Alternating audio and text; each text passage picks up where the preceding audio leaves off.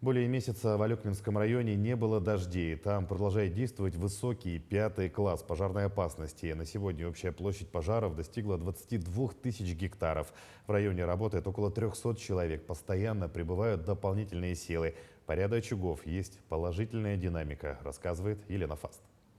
Около 300 человек работает сегодня на тушении пожаров в Алекминском районе. Это службы авиалесохраны, федеральные службы, якутская база авиационной охраны лесов, ПХС и Якутск лес ресурс. Бывает со всей республики, из других регионов, с Приволжья.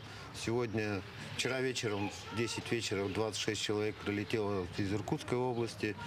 Ожидаем буквально прибытия 50 человек с Бурятии.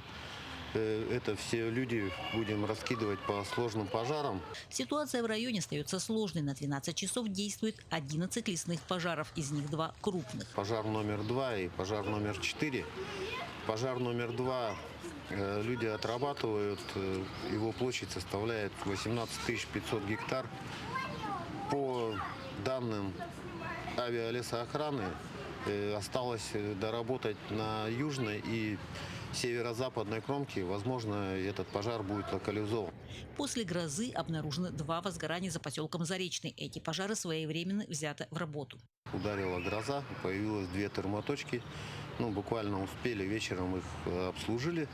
И ждем, надеемся, что сегодня их локализуют, чтобы не повторить прошлогодний сценарий, так сказать. Сложные пожары в Южной Якутии. Здесь каменистая местность.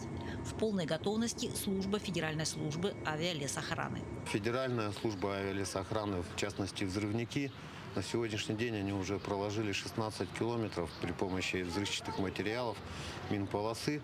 При сопутствующей погоде будут проводить встречный отжиг, что также поможет локализовать этот пожар. Для тушения задействованы большие силы и средства. В сегодняшний день 2 вертолета Ми-8. На авиапатрулирование ежедневно вылетает самолет «Цесна», проходит по маршрутам и по термоточкам, которые выходят с системы СДМ. Они их обследуют. Где есть пожары, то их регистрируем и обслуживаем. Также диспетчерская служба лесничества постоянно мониторит систему СДМ по термоточкам. За исключением возгораний в городской зоне, пожары вызваны природными причинами. По прогнозам УГМНС, в ближайшее время к Алекминску подойдут осадки. Это стало бы хорошим подспорьем в тушении возгораний. Елена Фаст, Максим Копылов, Алекминск.